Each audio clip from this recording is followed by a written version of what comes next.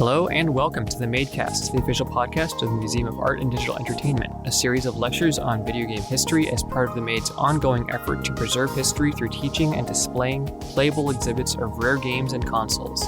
While life in the time of COVID has forced us to close our doors, the support of people like you has allowed us to continue to bring history to you through lectures like the one you hear in a few minutes.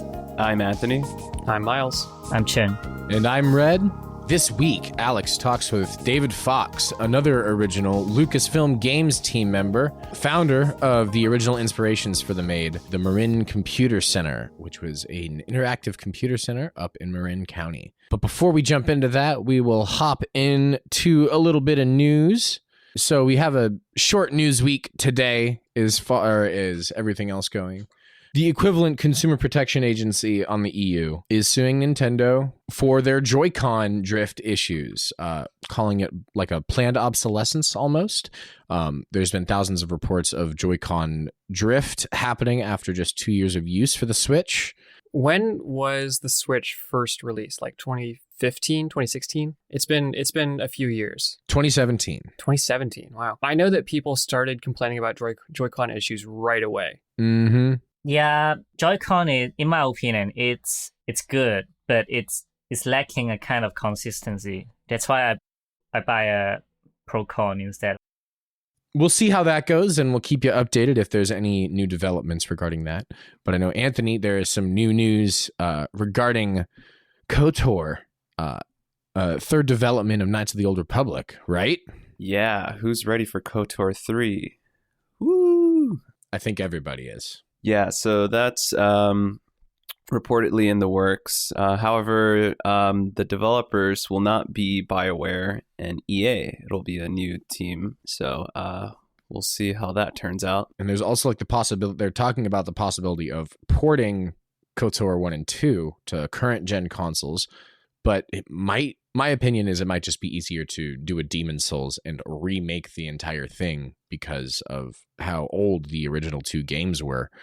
Unless they are like porting a newer port of those older games, which what level of port do you need to reach before you just redo the game? I mean, the first Star Wars Knights of the Old Republic was released in 2003, and I played it a few years ago, and it really shows its age. The models are, to put it generously, simple.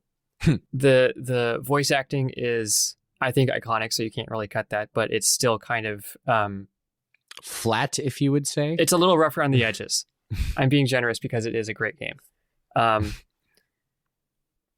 But I think sort of the bigger problem is the low textures, the tools to just make the game look pretty and actually run well. Because I ran into a lot of crashes. Yeah, it'll be interesting. It'll be interesting to see. But kind of leading into our guest, Mr. David Fox, he was one of the first people to...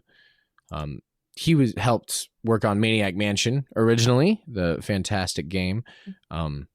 As you'll hear a little bit in the upcoming interview, he was the inspiration for one of the things that thought not possible by one Veronica when she was on the interview talking about how she couldn't microwave the hamster in Maniac Mansion. Mr. David Fox let us in on the way to actually do it. So you might find that pretty exciting in this interview. But I think without further ado, we will throw it on over to Alex and David so they can talk a little bit about the Marin Computer Center and its interactive nature in inspiring the MADE and a little bit more of Maniac Mansion tidbits. So here they are, Alex and David Fox. Hello, and we're here today with David Fox. David is one of the original Lucasfilm Games folks and responsible for many of the things we have been talking about, like Maniac Mansion and Zack McCracken and Labyrinth. David, welcome. Thank you. Glad to be here. As I said in our little pre-interview, you sort of inspired the MADE in a roundabout way.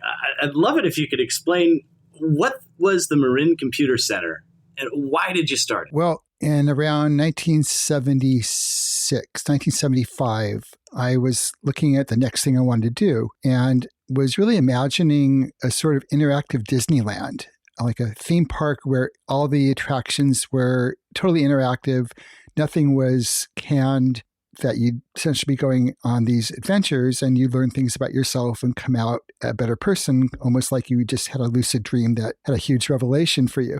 So, hey, technology is expanding really fast. We should get there in 10 years. And so what should I do to be ready so when we have the tech, we can do it? And first I was thinking arcade, coin-op arcade, and that just didn't seem right. My wife is an educator, and I wasn't really a programmer at the time. So the idea of like learning about programming and computers and the idea of doing this public access microcomputer center was what we were thinking of. And we didn't want to actually sell computers. We wanted to have like a membership where people would come in, rent time on our computers, very similar to what Lawrence Hall of Science was doing at the time, except they had teletypes. And the Loop Center also had a mini computer and CRTs. So we wanted to actually make the jump directly to microcomputers, which were just coming on the market at that time. So we went the nonprofit route. We tried to get grants and loans and weren't able to. I was only like 25 at the time, so 26, and had no assets, so we couldn't do that. But a friend of ours believed in it enough that he was willing to co-sign a loan to allow us to buy the equipment. And we got a lease on a beautiful library of what used to be an elementary school that had closed down in Marin. Had super high ceilings, had a loft in it, and it already had study carousels, for technology with plugs. So it was perfectly set up for this. And we ended up buying 9 processor technology Sol 20s and 1 Equibox, and all were 8080 base. We looked at Apple IIs because they were just coming out around the same time in 1977, and actually went down to this meeting in South Bay, and these 2 guys named Steve with a lot of hair were trying to sell me on the idea that I should get these Apple II computers. And I was convinced that we were going to be doing a lot of word processing as an application, and they only had uppercase. And I figured, okay, this is just not going to work. So even though they had color and sound and all sorts of other cool stuff, that was kind of the mistaken choice I think we made. So we ended up going for upper lowercase keyboard with really nice walnut trim on the sides. We ended up getting Apple IIs later. Over the next few years, we were running the center. We got some grants and ended up with a bunch of Atari computers that Atari granted us, and some that were paid for by a grant for outreach by the Buck Foundation. Was basically I was there for 4 years. The loan was a 5-year loan that we actually did pay off. And that was a great training ground for me to learn about games and coding. And, we taught classes to people. Actually, I taught my wife programming, very painful for her to learn.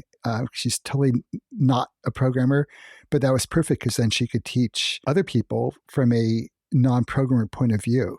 And so made our classes very approachable. That's terrific. What did people think of this place? I mean, when somebody just stumbled in, I'm sure this is Marin in the 70s. I'm sure there were some interesting reactions, right? Yeah, well, we ended up having a really great rollout. There was some press there. I think 700 people showed up the first day. And it obviously wasn't at that level ongoing, but we were pretty much solidly booked with birthday parties, field trips, that it became much more of a game playing area than programming was kind of interesting. So we end up with a bunch of kids that were our regulars who ended up becoming our assistants. We kind of traded time for their help. And we eventually did outreach where we take maybe 4 or 5 computers to a classroom and do classes there. The Ataris were much easier to do than the Sol 20s. What were some of the challenges that you faced? I mean, this is sort of a new thing, right? We have cyber cafes and all these things are now passé. But back then, this must have been some of the first times that most of these people had seen computers, right? Yeah, it's true. Like in the field trips that Annie would run, my wife, kids would come in and she'd ask the question, like, how many of you have ever seen or touched a computer? And 1 or 2 hands would be raised. And over that period, by the time we were done, it was totally reversed. Like by then, in just like 3 or 4 years, everyone had, either through us or through people buying home computers or schools getting computers or whatever. So I kind of saw this as a midwife project to get people into the computer era and just, see how fun they could be. I think they were, in a lot of cases, they were probably oversold. Like people thought they could, buy a Radio Shack computer and learn to write a bookkeeping program that they could then use, because there weren't a lot of off-the-shelf programs at the time. We had a good relationship with the local computer store. Since we weren't competing in any way, they would send people to us for classes. We would send people to them for buying the computers. The only area of competition might be magazines and books that we would sell. We also had a great relationship with various game companies. Adventure International, Scott Adams ended up giving us a bunch of software that we could both review and rate for Creative Computing magazine. But also I ended up doing conversions or ports from the Radio Shack version that he originally created them for to Apple II. And we ended up selling as Apple Spice, were extensions to AppleSoft Basic, which gave you the if then else and string searches and other things that Scott had used in his code that weren't available. And we just used those as calls, and that helped. If we're going to talk programming, there's a few episodes ago that we went really deep with Chip about the origins of the compiled bytecode method of sort of running the SCUM engine. And we were really trying to trace down the actual origin of that inspiration. Could you help us with that? Probably not. My level of coding has always been very front end. All the games I worked on, I was fortunate enough to have some computer geniuses on the project who could do, the system code or the back end code. My first game at Lucasfilm Games was Rescue on Fractalus. And I had both Lauren Carpenter, who is the computer division whiz, known for doing fly-through fractal landscapes, plus Charlie Kellner, who ended up doing all the flight dynamics and cell animation routines and multi-sound channel stuff on the Atari. And I got to do things like the cockpit and the scenes to and from and all the gameplay balancing and scoring. And they just gave me hooks that I could use to tie into their other code. The next game I did there was Labyrinth. That was probably the closest precursor to graphic adventures. It was a graphic adventure, but that was all done in 6502 assembly with, by hand. And when Ron Gilbert started looking at doing Maniac Mansion, he started doing it that way, the same way we had done Labyrinth, and realized really fast that this was going to take forever. And that's when he and Chip had the conversation about creating an interpreter that would make it so we could write our code in what looked like closer to English, and then it would get compiled down and be cross-platform also. So the only thing you had to really convert would be the engine stuff on the computer, target computers. Then I guess the other question that was raised in another previous episode is, whose idea was it to allow the children to drown in the pool in Maniac Mansion, but not allow you to microwave the hamster? Well, you can microwave the hamster. Can you? Yes. That was my idea, actually. So the pool thing was, I think, just an obvious, you have a pool, you have radioactive water, and we hadn't come up with the you can't die in adventure games idea yet, but we were really adamant about making sure that any death was going to be telegraphed ahead of time. So it's more, let's avoid random death and have justified death was okay. So putting a glass of radioactive water in the microwave and microwaving it and opening the microwave is going to kill you because there's a radioactive cloud of steam that you inhale and you die immediately and get buried in the front lawn. The bit with the hamster, we had a hamster in the game, we had a microwave, and I just said, oh shoot, I have to do this. So I talked to Gary Winnick, who is the artist, about give me a frame of the microwave with red blotches on the door. And I wired it up and then brought Ron in to see it. And, he thought it was pretty funny. It's not something you're supposed to do in the game. I mean, it's not like a puzzle you have to solve. It's like more like why can't it work? And only certain of the kids would actually do it. So I think it might be Sid and Razor would do it, but the other ones wouldn't. That's the trick. My wife adores the game. It's her favorite game. And I had her on a previous episode, and that was one of her questions. It's like, but she always chose the same 3 kids because she only knew how to solve it with Bernard. So now you have to go back with some of the more edgy ones and see what they say about it. That's wonderful. I think that ended up getting through Nintendo's testing because it wasn't in line to complete the game, so they never tried it. Or maybe they tried it with one of the other kids like your wife did. So I think at least the first release had that in, and then I guess they found out that it was there and they had us remove it, I think, at a later release. Okay. I that think makes sense. But I wasn't involved with the port, so I'm not sure of all that. Certainly. Doug Crockford would know. Certainly. So one of I don't know if you know this, but Zach McCracken is one of the most sought-after collectors PC games out there. As far as I know, it is the most expensive boxed PC game there is. It's not even the PC version, right? It's like what the Apple II or something, or which I'm not sure which even platform. It was probably Commodore 64 was the first one that came out, but yeah. What can you tell us about the development process there, and what did you learn from Maniac Mansion that maybe was applied there? Well, I knew that I wanted to have a really expansive kind of a feeling in the game, rather than having multiple levels with different kids that you could play through like a Maniac Mansion in a very enclosed space. I wanted it to be worldwide and actually extraterrestrial. And I did want to have character switching, but I didn't want you to have to choose from a selection of characters. So that meant that much more of the game got played on a run-through. Game might have seemed longer because of that, because it was all strung together in one game as opposed to having different combinations of characters. And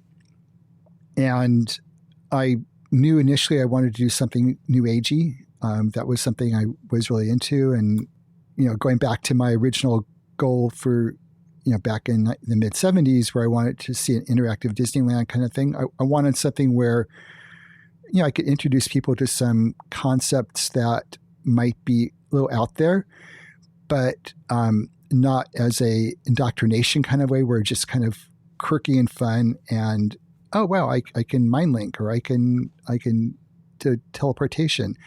So some superpowers that had a new age kind of a feel to it, and it ended up having a meeting, brainstorming session for 2 days with a friend of our general manager, Steve Arnold's, named David Spangler up in the Seattle area. And he was a spiritualist and wrote a bunch of books on and psychic and all that. So he knew it, but he also wasn't, it wasn't precious to him. So it was okay to get really crazy with these ideas. So he ended up giving me a whole bunch of possible locations and concepts and things I could then try to figure out how to squeeze into the game. And that's what I did. The process of developing both that and Maniac Mansion and the engine, it seems like that was a very iterative process. You could make a change to the game and see it very quickly. Was that the case? And was that beneficial to allowing you guys to really sort of edit it and make it better all the time? Yeah, I could see it doing it almost like in layers. When I look at the design doc, some point afterwards, which I don't think I have anymore, I think it got lost somewhere. Everything I had on the doc ended up there, but it had gotten much wackier and a lot more things were layered on top of it, a lot more humor, a lot of other things. And so, yeah, you could easily do that. We didn't have the idea of doing like wireframe rooms back then. Like when I worked with Ron on Thimbleweed Park, we did the whole game first as like in really crappy block graphics, just to kind of lay out the environment and then the gameplay. Here, we just went straight into it and did it directly. I also worked, you should mention, I didn't do it all by myself. Matthew Kane, who was my co-designer after I brought him on, and he and I kind of split the rooms and the art and not the art, but the wiring of everything. And Gary did a lot of the art, and Bucky did a lot of the art also. So it was, I think it was about a 9-month project from start to finish, which seems like super fast right now, but absolutely we just didn't have a lot of space to store on the disks. The one thing we took the Scum engine that we use in Maniac Mansion. Ron made a bunch of changes for me. That the concept of pseudo rooms, which basically you have a room that acted like a separate room, but was all using the same art with different objects turned on and off to make it look different, like all the airports, for example, or the mazes, which we did a lot of. Maybe too much. There's a hacker space now called Pseudo Room, by the way. Okay. So I wanted to take the last few minutes and thank you so much for coming on the show. I wanted to ask you, what are you working on? And then as a second question, like, do you have any advice for us trying to sort of replicate what you were doing back in the early days? Ooh, well, what I'm working on now is taking a game I did 7 years ago called RubeWorks, which is based on Rube Goldberg's original cartoons. And the game was released for mobile and desktop in 2013. We've been adapting it for VR. So I have a version of it on the Quest, the first few levels that work really well now, and we're starting to finish off the levels.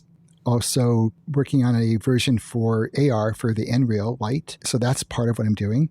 And I'm still really enamored with immersive entertainment. It's kind of nice to see that a lot of what I had envisioned back in the mid-70s is actually now, it's all possible now. And, if it weren't for COVID, I'd probably be in VR centers doing, the 10 or 15 minute immersive experiences a lot more. The thing that Disney is doing with the Starship Hotel, I think is super exciting if it works the way I think it could. I think it's called, is it called Star Cruiser? Yeah, it's Starship Hotel. I just looked it up. Wow, look at that. Oh, my goodness. But what about running a space for the public? I mean, we've seen a very parallel growth here. We started, most of the kids that came in had never programmed before, and now most of the kids that come in have a little bit of experience, in our programming classes. Like, what would you suggest for folks trying to sort of do what you did? Well, there's so many, if you're looking at adventure games, for example, like Adventure Creator for Unity, or there's other adventure creation tools or systems that give you a lot of power and probably easier coding, because a lot of it's not even line code. I mean, just you're connecting things to each other. And I think you could do a lot there. I think the question is, you end up with programmer art if you're not a programmer, or if you can get teams together doing it to make it look better. That I'm impressed with what you could do with all that. Adventure Creator for Unity. Well, David Fox, thank you so much for being here. We very much appreciate your time, and thank you for inspiring us all to try to make the world a better place through computing. You're welcome. Thank you for inviting me. All righty. Thank you, David and Alex. It'd be really interesting to get one of those, to get a print still of the frame, one of the two frames where you get the red splotches on that microwave from that hamster. Maybe I'm a little sadistic. Maybe I'm that's... Maybe I should seek some help. That is a kind of mechanics you can no longer do it in the game industry nowadays. I mean... You can't really get away with hiding a lot. I mean, maybe you can in a certain level of, I don't know, unless they hand it to some code ripper that just dives through all the code to find out. It's like, there's a secret here. What is it? I hope you guys enjoyed that. Also, the interactive nature, unfortunately, because of COVID, has kind of prevented us from doing one of our big kind of hands-on interactive experiences so you can actually see and be a part of these games. So we hope you guys continue to support and listen to this so you can kind of be involved, and we look forward to seeing you when we get our new space again. But in the meantime, what are y'all playing?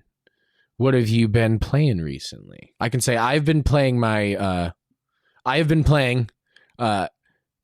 been more my raccoon, having fun in my trash pile. That is Cyberpunk. It's beautiful trash. One man's trash is another man's treasure. In my case, this trash just happens to be my treasure. That was a great analogy. I heard the game actually get worse when they release a new update. Is it real, or what's happening? There were a couple issues that were fixed that I think then caused more issues. There's still just bugginess of like character jumpiness. And the one thing that I do kind of have to give credit to is this is like the first vertically explorable city that is of this scale, like in a game with so much going on at once. So this is like an interesting thing to see them try and muster through just the large scale of a multi-level world rather than most other worlds, which are just like a single level with just textures of like skyscrapers in the background. Or like if you enter a building, you load into another single level. But there's so much going on top to bottom in this game constantly that it's ambitious. It's extremely ambitious, and I have faith that this game will be much more stable. And I mean, I hope they live up to their promises. I mean, because The Witcher 3 was an amazing game. There was still a little clunkiness to it, but not to the extent at which Cyberpunk has experienced at all. Well, no matter what, there's a long journey for that game to go. I actually have something looking forward in that game because, most of us are audio guy. I mean, let's talk more about audio. I mean, we should have done that way earlier. And what I heard from a report, I think it's IGN Japan, they have been interviewing the audio team of Cyberpunk.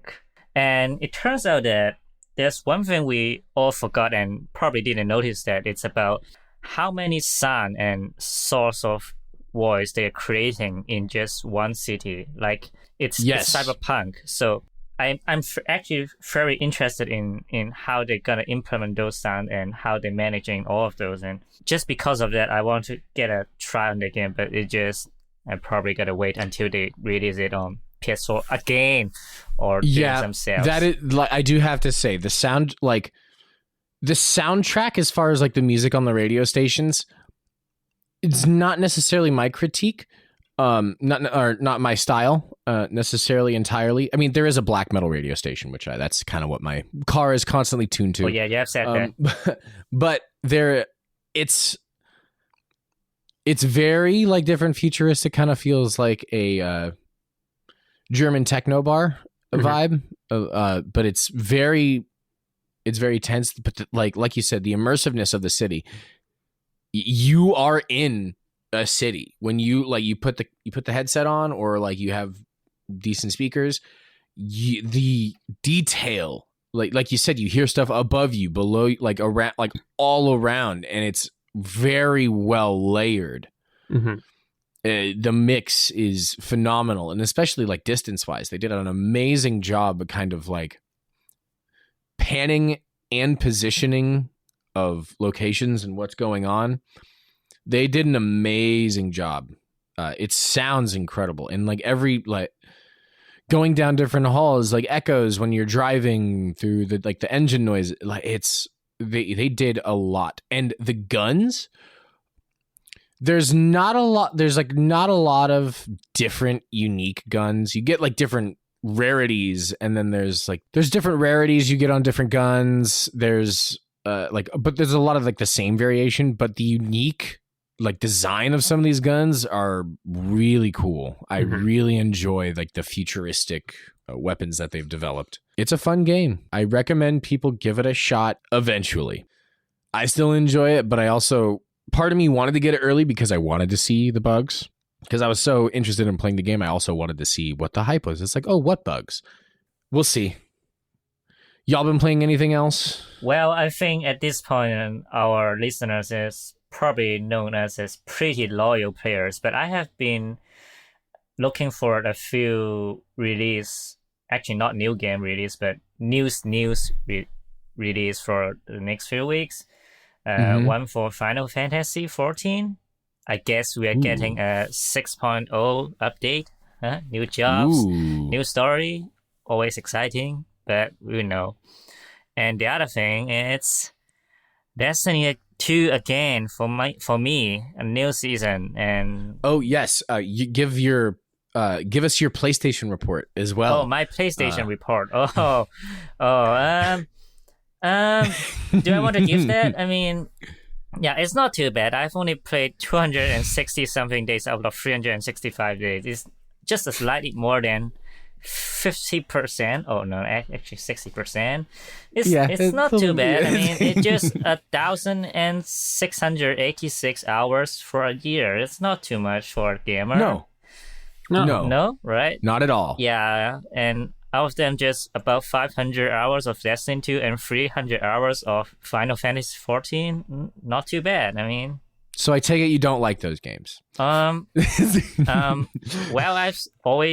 I've been always criticizing them, so I guess Well, and like it's the same thing with me in Cyberpunk. I criticize because I like it. Let me say that. Love and hate is just two sides. Yes. Two sides of the same coin. Yeah, yes. it feels like sometimes the more you love that game, the more you're criticizing the game. Just like me doing that on Monster Hunter World. Well, I hope y'all continue to keep playing these good games and everything else. Want to thank y'all for listening to the Museum of Art and Digital Entertainment's official podcast. If you have any thoughts, questions, corrections, or general museum ideas, shoot us an email at info@themade.org. That is info@themade.org. We'd like to send a big thank you to everyone who donated recently and to our Patreon supporters who keep The Made afloat. Patreon donors get to listen to this podcast 1 week before it's released on major streaming services, and we'll continue that with future episodes every week. Till then, I'm Miles. I'm Chin. I'm Red. And I'm Anthony. See you next time. Thanks. See you next time. See you next week.